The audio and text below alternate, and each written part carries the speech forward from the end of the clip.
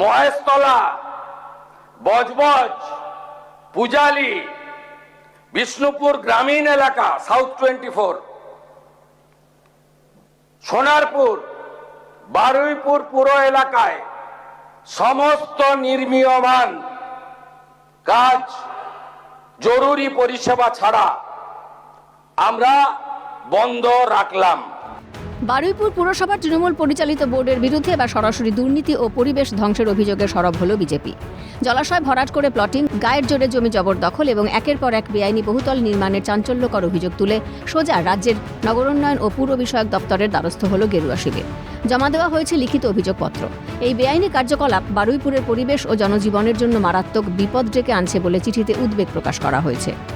আমি তো দেখে তো একটু অবাক হয়ে যাচ্ছি যে এত সরু রাস্তায় এরকম বিল্ডিং উঠেছে। 5 তলা কত দেখলাম, 5 তলা। আমি কখনো দেখিনি এরকম এত বেআইনি কাজ। পৌরসভা কীভাবে মানে বেআইনিভাবে করছে, কিভাবে কোন পথে করছে আমি তো জানি না, তবে মনে হচ্ছে বেশ কিছু অনৈতিক কোনো ব্যাপার আছে এই করার পিছনে। বারুইপুর পশ্চিম 1 নম্বর মণ্ডলের বিজেপি সভাপতি অ্যাডভোকেট গৌতম চক্রবর্তীর স্বাক্ষরিত এই চিঠিতে কার্যত বিস্ফোরক দাবি করা হয়েছে। তার অভিযোগ, বিগত 15 বছর ধরে বারুইপুর পুরসভার তৃণমূল চেয়ারম্যান, ভাইস চেয়ারম্যান এবং কাউন্সিলরদের প্রত্যক্ষ মদতেই বারুইপুর জুড়ে থাবা বসিয়েছে একদল অসাধু প্রমোটার ও জমি হাঙর।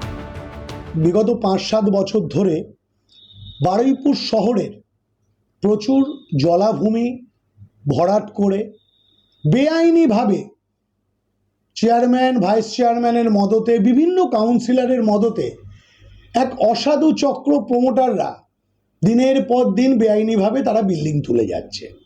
কতগুলো 2 নম্বর প্রমোটাররা মিলে যেটুকু ছাড় দেওয়ার কথা সেইটুকু ছাড় দেয়নি, ক্যান্টিলেটার বাড়িয়ে দিয়েছে।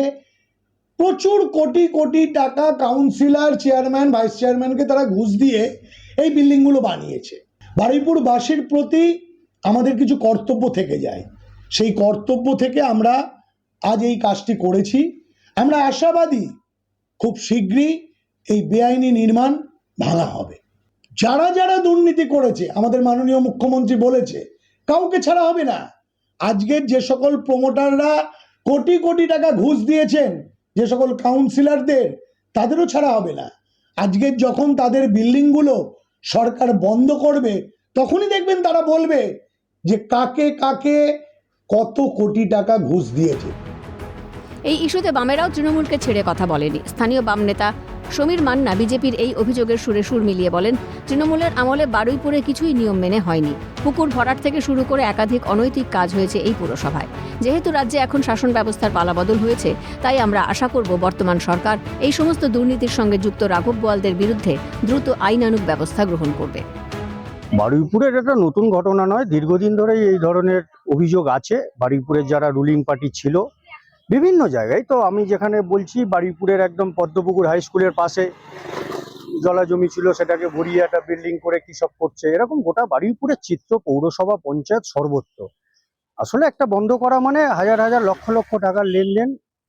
এই বিষয় থেকে তৃণমূল পিছিয়ে থাকতে পারে না। গোটা রাজ্যের মতো বারুইপুরে একই চিত্র। রাজ্য সরকার বদল হয়েছে, আমরা আশা করব যেহেতু অভিযোগ জমা পড়েছে, নির্দিষ্ট অভিযোগের ভিত্তিতে যারা এই মানে দোষী আছে, যারা এই ধরনের বাজে কাজের সঙ্গে যুক্ত ছিল, তাদেরকে গ্রেপ্তার করবে, আইন অনুযায়ী ব্যবস্থা গ্রহণ করবে। ইতিমধ্যে নগর উন্নয়ন দপ্তর বিজেপির এই অভিযোগপত্রটি অফিসিয়ালি রিসিভড সিল দিয়ে গ্রহণ করেছে। রাজনৈতিক তরজা ও একে অপরের কাদা ছোড়াছুড়ির মাঝে বারুইপুরের পরিবেশ রক্ষায় প্রশাসন শেষ পর্যন্ত কী পদক্ষেপ নেয় সেদিকেই তাকিয়ে রয়েছেন বারুইপুরের সাধারণ নাগরিকরা। বারুইপুর থেকে জাভেদ মিস্ত্রির রিপোর্ট, ক্যালকাটা নিউজ।